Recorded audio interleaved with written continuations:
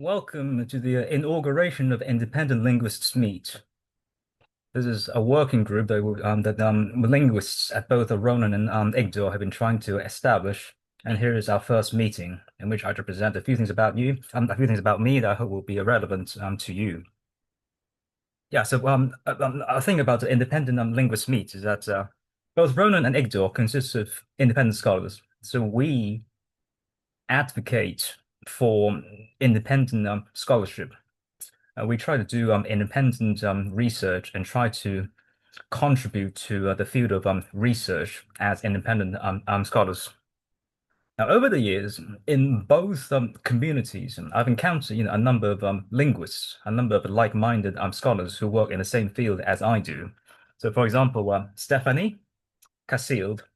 Now, Stephanie is really a sociologist, although she looks at the interface between the social aspects of her work and language.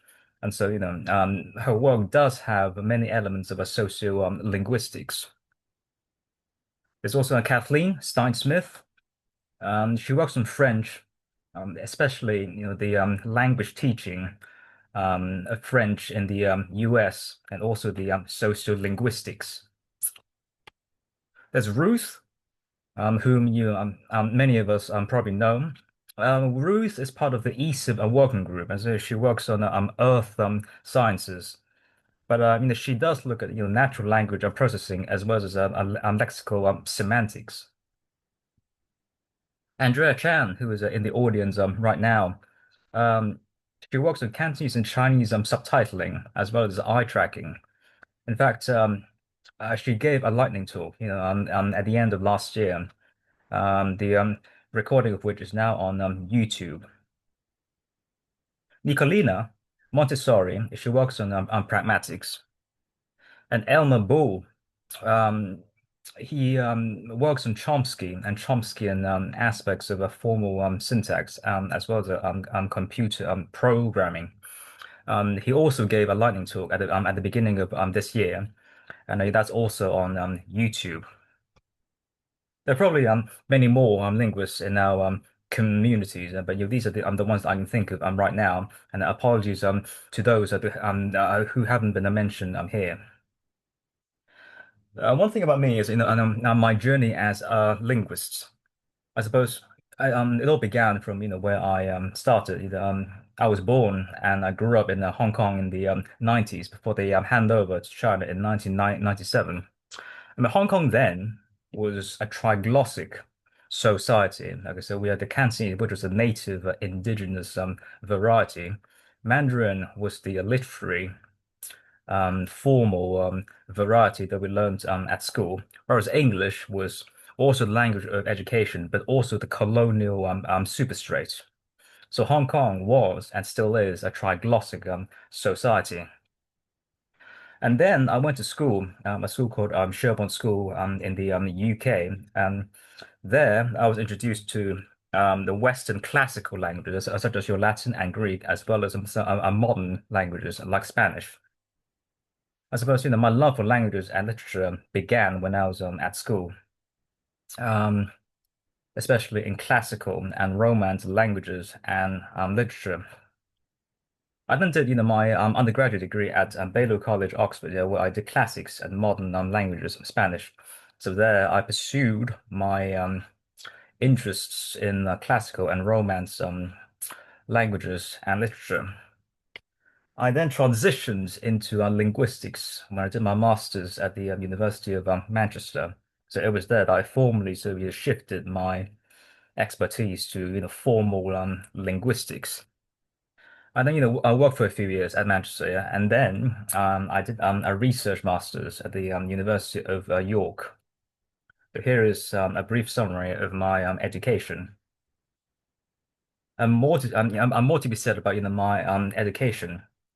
Yeah, so in Hong Kong, so Chinese was diglossic because we had, Cantonese, which was the oral spoken local variety, as well as Mandarin, which was the written and literary and formal variety.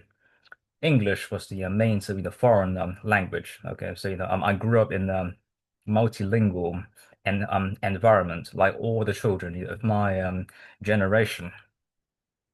When I was at school in the UK, yes, I studied Western classical as well as modern Romance languages and literature.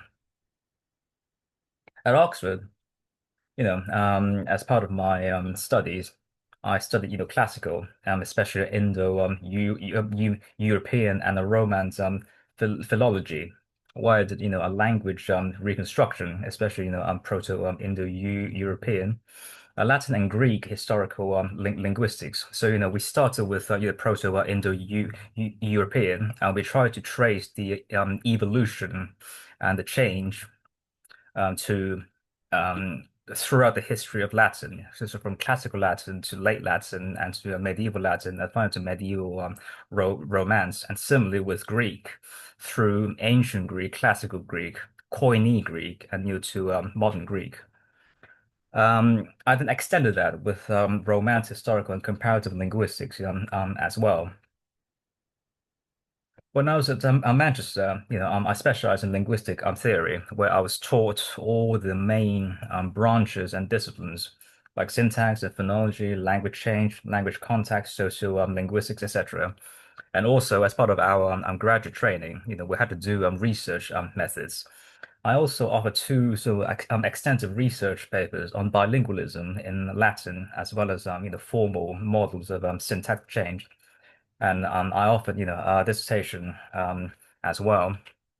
At York, my work was entirely research based. Okay, so I worked on a dissertation, a research dissertation of my choice. It was in a formal syntax. A few more things about, my training as a linguist is, in addition to all the academic stuff, yeah, I trained as a UK public service interpreter, so offering simultaneous face-to-face as well as telephone interpreting, yeah, from 2009 till now. So, I've been offering services in these some domains, primarily, to clients in the north of England. I'm also a UK chartered linguist. Okay, so this gives me the formal accreditation of chartered linguist, which holds internationally. I'm also a freelance journalist, so I've got my own column on Asia Times online, where I've contributed online articles on contemporary social linguistics and also socio po political issues in the contemporary Hong Kong and China. And also language advocacy. I'm a member of a Save Cantonese, which recently became a 501(c)(3) organization in the US. And we have a collective goal to promote and protect Cantonese education. We started in North America, but then it's become a global movement now. So Save Cantonese has become a global movement where we advocate for the protection and the promotion of a Cantonese education. Right, so with all of my credentials, I look a bit into my specializations. Yeah, so languages and linguistics. That's what I do. A famous quote that my supervisor at Manchester, Professor Nigel Vincent, said to me in one of our earliest meetings was that do you want to become a theoretical linguist using lots of data, or a philologist using lots of theory? Okay, and so the like all scientific disciplines, linguistics consists of two main things, data and theory. Okay, you can try to strike the balance between these two, but ultimately these are the two main components. And as Nigel said, you can choose to emphasize tilt towards either data or theory, but ultimately these are the two things that you are juggling with. All right, so linguistic data consists of natural language data in natural languages plus theory. Theory consists of formal ontologies that have been established by predecessors, and we're constantly trying to find a balance between linguistic data and linguistic theory, and that's how I've conceptualized linguistics now: data plus theory. Right. So, if we look at, my language specializations, yeah. So, as I said, I grew up in a triglossic society in the 90s, Hong Kong, where Chinese consisted of a Cantonese and Mandarin as well as English. Okay, so it was a triglossic environment. When I was at school, I learned a Western, classical languages as well as a Romance languages, specifically Spanish. So I suppose so I'm Chinese, namely Cantonese and Mandarin is my native language, while Western Indo-European and Romance is my trained speciality.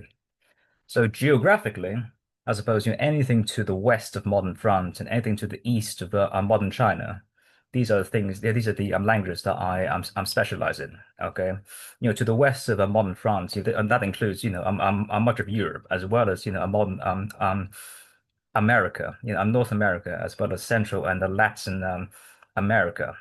To the east of China, that includes modern China, but also um, Japan, Korea, etc. If we look at it another way, is that, anything between France and China, I don't know. So Germanic, Scandinavian, Indian, um, Middle Eastern, etc. Okay, and that's a shame. In terms of my theoretical persuasion, yeah. So I specialize in the grammatical theory, namely a formal syntax within the Chomskyan framework. At Manchester, I was very lucky to have had, a theory neutral training. Okay. Is that, I was introduced to many different grammatical models, and I was urged to compare them and to be familiar with different models in the market. So LFG, HPSG, construction grammar, the Cambridge grammar of the English language, and of course, Chomsky minimalism.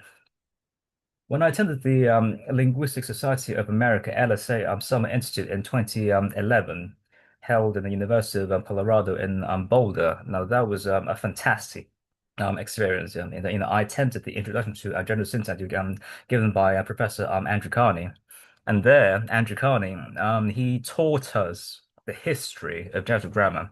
So he didn't just teach us the latest minimalist program. He went from the beginnings, from government and binding (GB) principles and parameters (PNP), and he ended the course with MP. But really, he taught us the entire evolution of generative grammar from its beginnings to its current form. So I suppose, yeah, my training in formal syntax consists of two dimensions, the vertical as well as the horizontal dimensions of the latest Chomskyan minimalist um, program. Vertical in the sense that, I was taught the historical developments going from the beginnings of Chomsky all the way to its current form, and also the horizontal comparisons between a Chomsky framework and all the other grammatical models out there as well. And here are some of my presentations that I presented at our conferences. Yeah, so my first ever conference presentation was Ibero-Romance case markers and differential object marking at the Norman McCall Symposium held at Queen's College and University of Cambridge in March of 2012. It was an interesting but also a nerve-wracking experience for me. So, I then presented in September 2012 at ICOL, the International Association of Chinese Linguistics, on lateral or grammaticalization, especially on Chinese shi and the. All right, so this was, the first time that I participated in a conference that was dedicated to, my native language. In January 2013, I presented on the findings of my MA dissertation that I had done at Manchester, the grammaticalization of Romance prepositional and complement tizes, dare and add, at the MLA annual meeting in Boston. And later that year, in July 2013, I presented on Chinese bar. Okay, so this was yet another morpheme that I looked at. And I looked at it within the context of lateral or grammaticalization as well as a formal case theory. And here are some of my publications. Yeah, I suppose my University of Manchester MA dissertation. on the Romance prepositional complementizers, which was supervised by Professor Nigel Vincent, and that was, my first, big thing. My first publication was in the Generative Grammar GG working papers, in which I published a paper that was based on a research paper that I'd done at Manchester. It was a formal comparison between a grammaticalization and a lateral grammaticalization. And then, my York dissertation was another development on the formal comparison between grammaticalization and lateral grammaticalization. And I was trying to look at the interface effects of functional categories. And I was supervised by Pino Longobardi and George Soulas, examined by Professor Peter Sells and Professor Elio van Helderen. And a recent journal article of mine was on French region prepositions that came out in the Canadian Journal of Linguistics. Yeah, so going forward, for me and also for my fellow independent linguists, I suppose, yeah, as I said, my language specializations lie in my native East Asian Chinese, as well as my trained Indo-European Latin and Romance. My theoretical persuasions lie in formal Chomskyan minimalism, um, as applied to language evolution and syntactic change. My research on topics, so in my native Chinese, I work on shi, de, and ba. Okay, and so three very common, very important morphemes. Um, in the Western languages, I work mainly on prepositions. So specifically, a Romance, I call it PKM, which basically denotes your lexical and functional prepositions. All right, so for this particular group, I would like to invite suggestions for brainstorming. Because yeah, so here we go. I'll let the discussions begin because this isn't about me. This is about how we independent scholars should do and how this group should organize itself. In the spirit of Ronin Institute, is that everyone drives a truck, which means that we should take a proactive approach. Uh, we are free to initiate anything, but whatever we initiate, we should take control and responsibility over it. Okay, and so we've started this group, Independent Linguists Meet, and now that we've got this truck, we should take control over it and decide what to do with it because ultimately this is our group and we have a responsibility over it. And also in line with the social norms at Ronin, truth and empathy, which means that we should treat others with respect, kindness, and understanding. And here are the references to some of my credentials. So my academic webpage is this one, where there are some downloadable copies of my presentations, abstracts, and publications, etc. My LinkedIn profile is can be found here. My IGDORE profile is listed, among all the researchers at IGDORE.